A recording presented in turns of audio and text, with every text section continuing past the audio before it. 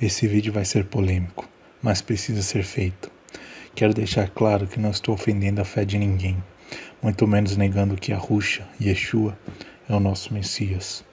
Mas eu creio que nossa fé deve ser fundamentada em conhecimento. A verdade não teme questionamentos. Ela se revela através dos mesmos. Nós devemos perseguir, buscar e viver a verdade, e nela basear a nossa fé e esperança, pois a mentira provém do adversário, mas a verdade e a luz provém do Eterno. Hoje quero fazer uma comparação entre o Messias bíblico e o Messias criado por Roma, chamado de Jesus, não só em aparência, mas principalmente em ensinamentos de dogmas passados pelas religiões, dogmas mentirosos que não se sustentam quando a Bíblia é lida tal como está escrita. Vamos começar pela visão que alguns dos chamados cristãos têm sobre ele. Segundo eles, Jesus deve ser adorado. Ele é o próprio Deus, faz parte de uma trindade. Basta aceitá-lo como Salvador e você é salvo. Segundo eles, Jesus anulou todo o Velho Testamento ao anular a lei. Teve o poder de anular a palavra que saiu diretamente da boca de Deus, que é a Torá, chamada de lei pelo cristão. E segundo eles, vivemos todos pela graça e não precisamos fazer nada para sermos salvos, pois foi tudo resolvido na morte dele na cruz. Não era judeu e substituiu Israel como povo escolhido pela igreja, e o dia de adoração passou de ser de sábado para domingo.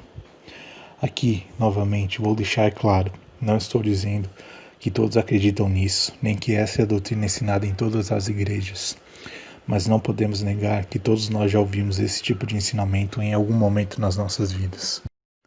Entretanto, essas coisas foram ensinadas pelo Messias descrito na Bíblia? Vamos analisar ponto por ponto. Logo no primeiro verso, no primeiro livro do Novo Testamento, o livro de Mateus, já vemos a genealogia do Messias bíblico. Registro da genealogia de Jesus Cristo, filho de Davi, filho de Abraão. Mateus 1, versículo 1. Aqui diz claramente que ele é descendente de Davi, que é da tribo de Judá. Portanto, o Messias é sim um judeu. Aqui vale deixar claro que ele é judeu no sentido de ser da tribo de Judá, e não na visão religiosa que temos hoje sobre o judaísmo. O Messias bíblico é o próprio Deus? Vamos analisar as palavras que o próprio disse através de alguns versículos. Indo um pouco mais adiante, prostrou-se com o rosto em terra e orou: Meu Pai, se for possível, afasta de mim este cálice. Contudo, não seja como eu quero, mas sim como tu queres. Mateus 26, versículo 39. Pois eu desci do céu, não para fazer a minha própria vontade, mas a vontade daquele que me enviou.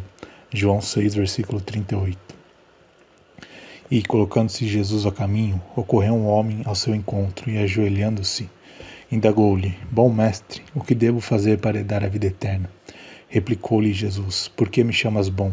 Ninguém é bom, a não ser um, que é Deus. Marcos 10, versículo 17. Bom, vamos analisar o primeiro versículo citado. Aqui fica claro que existem dois seres diferentes.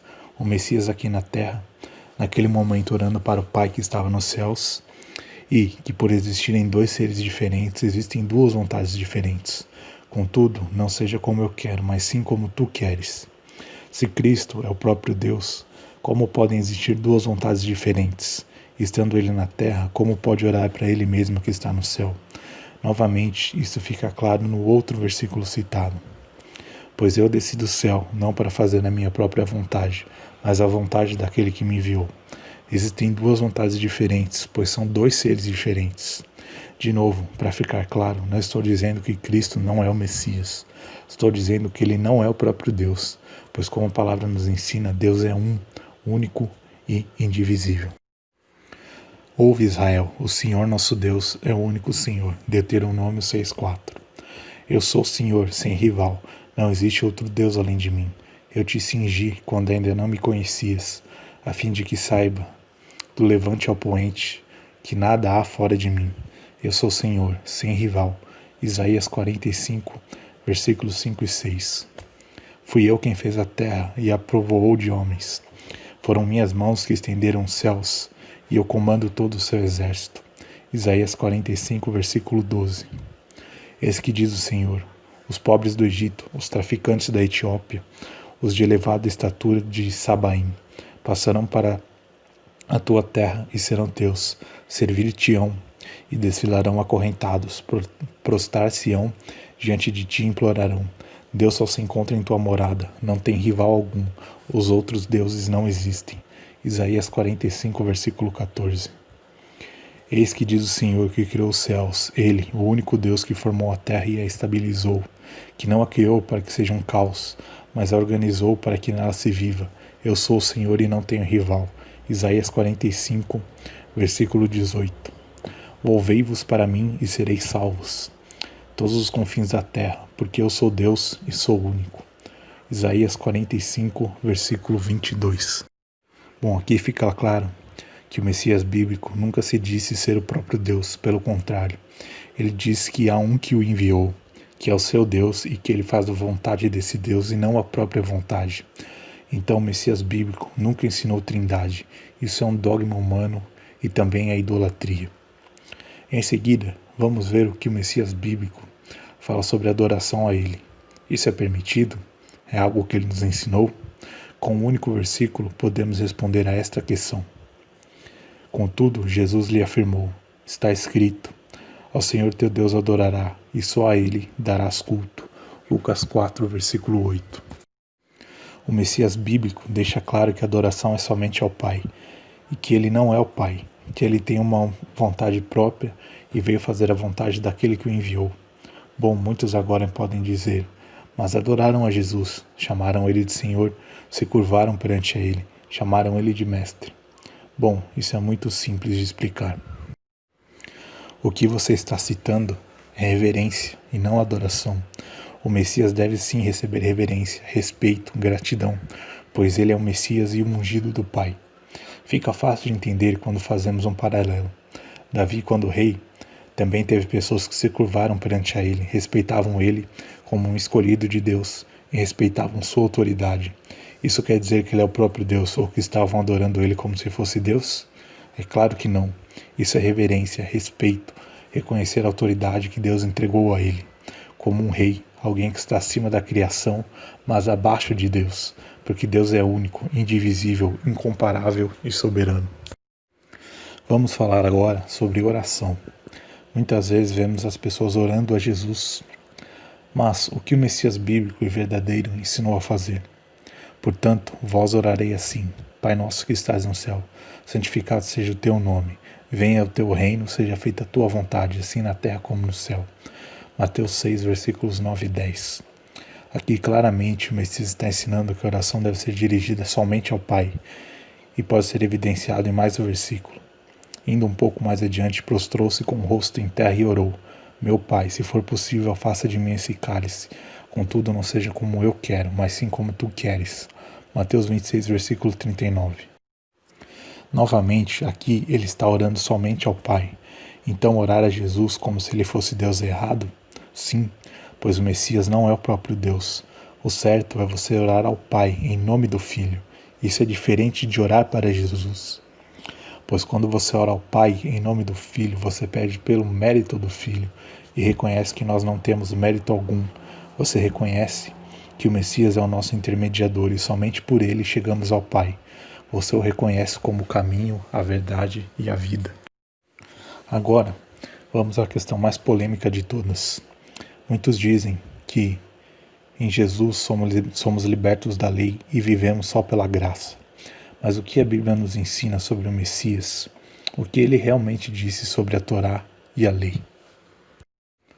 Não penseis que vim revogar a lei ou os profetas. Não vim revogar, mas cumprir. Porque em verdade vos digo, enquanto não passar os céus e a terra, de modo nenhum passará da lei um só i ou um só tio, sem que tudo se cumpra. Mateus 5, versículo 17 e 18. Nem todo aquele que me diz Senhor, Senhor, entrará no reino dos céus, mas aquele que faz a vontade do meu Pai, que está nos céus. Mateus 7, versículo 21. Um dos mestres da lei aproximou-se e os ouviu discutindo. Notando que Jesus lhe dera uma boa resposta, perguntou-lhe, de todos os mandamentos, qual é o mais importante? Respondeu Jesus, o mais importante é este. Ouve, ó Israel, o Senhor nosso Deus, o Senhor é o único Senhor. Ame o Senhor, seu Deus, de todo o teu coração, de toda a tua alma, de todo o seu entendimento e de todas as suas forças. O segundo é este: ame o seu próximo como a si mesmo. Não existe mandamento maior que estes. Muito bem, mestre, disse o homem. Está certo ao dizeres que Deus é único e que não existe outro além dele. Amá-lo de todo o coração, de todo o entendimento e de todas as forças, e amar o próximo como a si mesmo é mais importante que todos os sacrifícios e ofertas. Vendo ele que tinha respondido sabiamente, Jesus lhe disse: Você não está longe do reino de Deus. Daí por diante, ninguém mais ousava lhe fazer perguntas. Marcos 12, versículo 28 a 34. E, colocando-se Jesus a caminho, correu um homem ao seu encontro, e ajoelhando-se indagou-lhe: Bom mestre, o que devo fazer para herdar a vida eterna? Replicou-lhe Jesus: Por que me chamas bom? Ninguém é bom a não ser um, que é Deus. Tu conheces os mandamentos: não matarás, não adulterarás, não furtarás, não dirás falsos testemunho, não enganarás ninguém, honra teu pai e a tua mãe. Marcos 10, versículo 17 a versículo 19. Então, depois de ouvir esses versículos, eu te pergunto: o Messias veio abolir a lei? Ou ele está ensinando e reafirmando tudo aquilo que já estava na escrita, na Torá e na lei? Ouvistes o que foi dito: não cometerás adultério. Eu, porém, vos digo que qualquer que olhar para uma mulher com intenção impura em seu coração, já cometeu adultério com ela. Mateus 5, versículo 27 e 28. Ouviste que foi dito aos antigos: não matarás, mas qualquer que matar será réu de seu juízo. Eu, porém, vos digo que qualquer que sem motivo se encolerizar contra seu irmão será réu de juízo. E qualquer que chamar seu irmão de raca será réu do sinédrio. Então, o Messias está anulando a lei? Ou está reafirmando a mesma, ensinando a Torá, lei e dizendo que devemos andar nela? O mesmo disse que vai entrar no céu quem fizer a vontade do Pai. E onde encontramos a vontade do Pai? Senão na Torá, lei dada pelo próprio Deus. A lei não é de Moisés, e sim de Deus, dada através de Moisés. Assim podemos chegar à seguinte conclusão: existem diferenças entre o Messias inventado por Roma, chamado Jesus, e o Messias bíblico? Existem diferenças em seus ensinamentos? A resposta é sim. O Messias bíblico nunca ensinou trindade, sempre deixou claro que não era Deus, era judeu, ensinava e cumpria a Torá, nunca aboliu a lei, nunca ensinou ninguém a adorá-lo, nunca disse que a vontade dele deveria ser feita, e sim a vontade do Pai. Nunca comemorou Natal, nem ensinou a se comemorar nenhuma dessas festas pagãs. Mas vemos ele comemorando as festas bíblicas como Pêssah, Páscoa, também erroneamente chamada de Santa Ceia. Nenhum dos ensinamentos do Messias bíblico está em contradição com a vontade do Pai, com as leis do Pai. O Messias bíblico ensinou o arrependimento e a volta à prática da Torá. Ele não nos deu novos ensinamentos, mas sim veio elevar nosso entendimento sobre as coisas previamente ensinadas pela lei e pelos profetas. O Messias bíblico não destituiu Israel como povo escolhido. Pelo contrário, ele veio para ser o rei de Israel, pois Israel é a noiva e os gentios, através dele, são ligados à videira. Os gentios são os adornos da noiva e serão agregados a Israel e farão parte do povo de Deus. Espero que tenha ficado clara a diferença entre os ensinos e a doutrina ensinada por os homens, em nome de Jesus, e as ensinadas pelo Messias bíblico, com base nas Escrituras. Terminado este estudo, eu pergunto: qual Messias é o seu? O bíblico ou inventado pelo sistema romano com o nome de Jesus? O seu Messias ensinou tudo conforme a vontade e a Torá dada pelo Pai? Ou ensinou trindade, idolatria e aboliu a vontade que saiu diretamente da boca do Pai no Monte Sinai? Seu Messias diz que não precisamos fazer nada e que vivemos só pela graça? Ou nos ensina o arrependimento e a volta à prática dos ensinamentos dados por Deus? Fica a reflexão. Novamente, deixo claro que não quero desfazer a sua fé, mas sim fortificá-la através dos ensinos bíblicos e não dos dogmas humanos. Que você saiba reconhecer como era o Messias bíblico, para que não venha a ser enganado pelo falso profeta e falso Messias que virão. Que o Eterno abra seu entendimento e esse vídeo tenha te edificado. Shalom.